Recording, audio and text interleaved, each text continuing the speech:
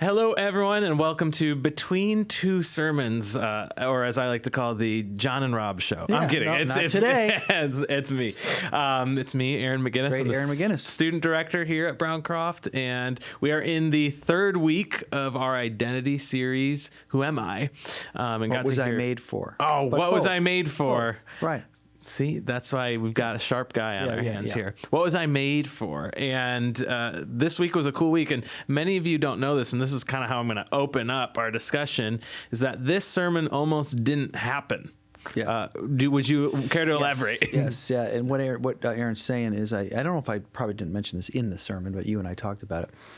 But, we laid out this out, in months in advance like we typically do as far as the outline goes. And I just had one sermon in Genesis chapter 2, the Garden of Eden. That's really the only place where we really would put your finger and say, this is where the Garden of Eden is talked about, is Genesis 2. And it's, pretty foundational in the Bible, foundational in the topic of personal identity. And I was really going to try to do it all in one and sort of lean in the direction of the latter half of the chapter, which is where we see the creation of woman, or the sort of second take, the more detailed version of the creation of man and woman and the covenant of marriage, and which is beyond marriage. It's really about community, you might say, because there's only two people at this point in the story, in the account. So I was going to focus there, but this first part of the chapter, which my original idea was to include, but it was going to be more of a light touch, is this huge thing about the creation of the actual physical Garden of Eden, the calling of really a work to do. He put them in the garden to work it and take care of it. And then, of course, sometimes we think the two trees, the tree of the knowledge of good and evil and the tree of life, are in Genesis 3 because then they become the focus of, let's say, the disobedience, but they're actually in Genesis 2.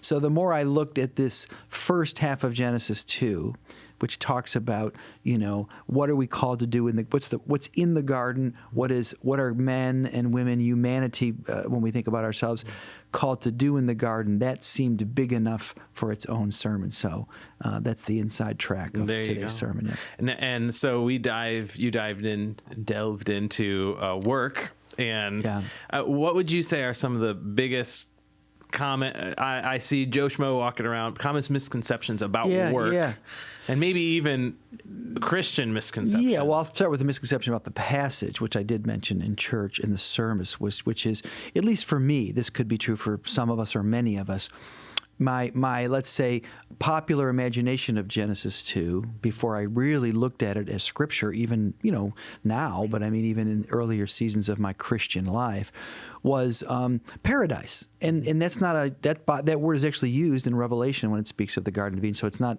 a word we just synonym. It's a word used to talk about paradise, or the paradise of God. And when you and I think of paradise, at least for contemporary people, maybe all people, we typically think of, whatever your idea of taking a vacation is, whether it's, relaxation, it's whether that's beach or fun or family or, leisure. Maybe it's, it's leisure time, it's pleasure. And but the central idea when you get into these verses, it's not just a side thing or a few verses. It's really about work. I mean, what you see here is a garden that probably, like the first chapter, is, it's telling you some but not everything. It's sort of highlighting, but the you can't miss the main point. This place is latent with potential, from delicious fruit trees to minerals and precious gems in the earth, and everything in between. It's like this great discovery waiting to be unleashed, unlocked. And then as you read about it, it says I think the verse says, 6 or 7 says, there was no one here to work it, almost like, and then, of course, that leads up a verse or two later to say, God breathed into the nostrils and they became a living being. And it seems to be, even maybe Genesis 2:15, the text for this Sunday, or part of it says, God placed them there to work and to take care of creation, to make something of it. So that, number one, was what, back to this whole idea of, what was I made for? My goodness, you could almost stop here. You were made, relative to the creation account, to manage, to be a steward of, to maybe release and develop God's creation, and that could be in 1,000 ways. So that, to me, it was so striking, looking at it with new eyes, that I thought, well, that's really what it's really about work. And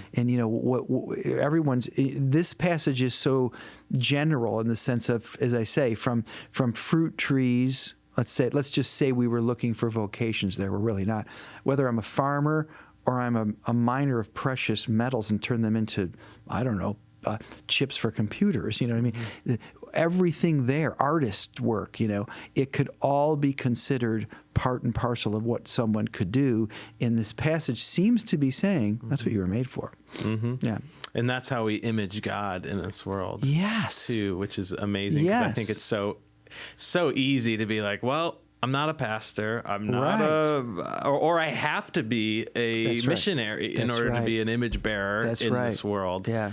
But the calling is much more broad than that. Yeah, I love that you just said that too about image bearing, because we've only had 3 weeks in this series, and the first one was introduction. So last week, it's not a phrase we use a lot, image bearer, but really in these couple chapters, that's the central way you might say how a human being is defined. Genesis chapter 1, verse 27. You were made in the image of God. But what we discover, we talked a little bit about it the first or last Sunday, I should say the second week in this series, that what it means to bear the image of God is not, there's many ways to bear an image, where you could do it with a photograph, you could do it with a statue, you could do it with words, when we think about how we do this in other ways in life.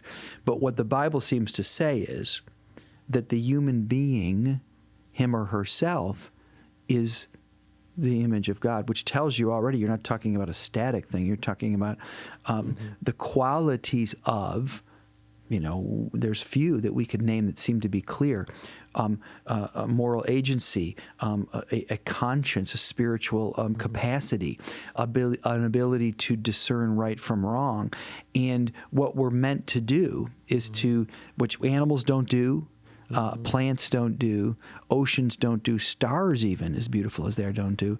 We are meant to bear God's image, which, thinking of it in those terms, does not mean I look like God, right? Necessarily, like God has my physical characteristics, but that I make my way in the world, or I should, like God. People ought to, if I'm doing my very best as an image bearer, I'm reflecting the character and nature of God. And in the context of this passage, we're saying, seems that how we do our work, whether we're, work at a fast food restaurant or run an important company, or are raising children, or are, a fine artist, whatever it is that we do, or are doing today, because we have different jobs in our life, it's one of the ways that we bear the image of God. It's kind of a profound thought. Yeah. Well, yeah, that it reminds me of when I was growing up. I remember my brother, really a creative, artistic guy, kind of questioning his role in the church. And at that time, he was DJing, right? And he's like, I just don't know how to use my gifts for God. And my only response at the time, being a young, I'm like, well, you could DJ a youth event. How do you use your gifts in the church? And that comes from a place of having a very small view of what work is. And I think sometimes we can fall into that as we can think, oh, I'm an accountant, I'm this, but really that's just a thing I do to get ahead, to pay the bills, and then I'll serve at my church, or I'll serve, and that's the God work I'm doing. Or I'll give my money. So even whether I'm digging ditches or negotiating contracts, I'm making money. Yep. And that sort of, secular, unimportant work, I should say, translates into money I can give to the church. But I think you're right. So I would even take your example one step further to say your brother who in his example not only could use his DJing skills for a youth event, your brother could use his DJing skills at a wedding or a party or whatever, wherever DJs do their work, and simply in the way he does his job, Yep. the way he or she, in this case your brother, the way someone manages cuts the deal with the couple, the way that they show up on time, the quality of which they do their work, which may be DJing, or maybe whatever it is, that in and of itself. I mean, everyone would say this, we've all bought, maybe a car or two in our life, maybe even bought a house or two in our life. We've all used, had someone do various things, right? Whether it's serve us a cup of coffee or, help us negotiate something big in our life, or we've had more than one doctor, whatever the case is. And we could probably say, the older we get and we've had more of them, we could say, we could say a few things about the difference between this particular way Dr. So-and-so managed his time with me, or another doctor, or the same with a house cleaner or a school teacher. And that tells us something, that what you're doing is the means to which you can bear God's image, and it's how you do it, the attitude that I have about my work, to realize that there's a verse in Colossians, I think it's Colossians 2 or 3, and Paul says, listen, he almost says in so many words, what you're doing isn't so important. He even talks about slaves in the way in which they do their work for their masters. It's so sobering because these are such charged words for us, right? Slaves and masters seems like everything about that is wrong. But he's saying even those people, because there were many in Paul's day, perhaps, much, much more, a big part of the world was slaves in the Roman Empire. And he's saying, even if that's your job, you can do it with a certain dignity, you can do it with a certain integrity, even because you're serving God, not the master. Now, that's a powerful statement. Now, we're way now into the New Testament, but I think you see that here in Genesis 2. What I think the writer is trying to say, what God's trying to say through Moses, is saying, listen, the way you image me is how you make your way in the world, and one of the key ways you make your way in the world, everybody does. I mean, I would consider raising children a vocation. So whatever you do, right, there's nothing you don't do. However unimportant or super important our culture sees it, God sees it really, it's an opportunity for you to image me. Yeah. That's beautiful. Yeah. I remember I went to a doctor's appointment and I left and went, that person was a Christian. I could they didn't do any scripture, but the way they treated, the way they cared. Yeah, it's a good example. And then there was a quote about my grandpa. So my grandpa was a pastor for many, many years. And someone said, you know what? He came up to me. He's like, you know what? There was a time I saw your grandpa build a fire, and I knew he loved the Lord. And I'm like, what is that? But whatever it was, the way about he even built a fire. That's a beautiful story. I'd like to hear more about that, or if you ever did. But to think, I mean, that's such an unusual example, or a great example that someone could say. That's kind of sobering, because that's not giving a sermon. That's not helping the poor. You're saying, just by watching somebody do something like that, I could tell there was a quality of whatever it was, whether they showed patience, respect to what they were the materials, whether they were respecting people doing it for somebody, right? Maybe they were building a fire because someone else was. You never know all the backstory, but that's such a perfect example of this passage. Is aspiration. Love it. And that's kind of our charge as Christians too, is how do we, and even Browncroft Community Church, I pray that we are a church that goes into our communities, goes into our world, gets into those spaces and are able to image Jesus, God in those spaces, and even attract others to a more true way of life, a more beautiful way of life, right. and change our culture in that way. So any closing remarks that you have? The only other thing I would say, we don't have too much time, but it goes back to your opening question of, or observation that we turned one potential sermon into two. In addition to this big idea, very big idea of work, not necessarily what we do, whether I'm run a company or sweep the floors in that company, it's a question of how we do what we do. That's so important because most of us have more than one job in the course of our lives. Mm-hmm. It's really about how we image God through our work, whatever our work is. Mm-hmm. But the other key thing in this passage is these two strange things, or this thing called the tree of knowledge of good and evil. And what you have here, you might say, is it's the first time the word command is ever used. Mm-hmm. And the Lord said, you're free to do, eat of any tree that's in the garden, go for it. In other words, another way of saying the world is full of potential and opportunity. Back to the Garden of Eden, the gold and the resin and all these beautiful plants bursting with potential. You're free to mine and cultivate this beautiful world, but to live in the world, what does it mean to be a human being? What does it mean to be made in God's image? We're to live in God's world on God's terms, you might say. You might say the whole Bible is here in a nutshell. Long before you get the Ten Commandments or you get the Sermon on the Mount, you realize we live in a moral universe. Mm-hmm. And that moral universe is not of my making any more than the trees or the material universes of my making.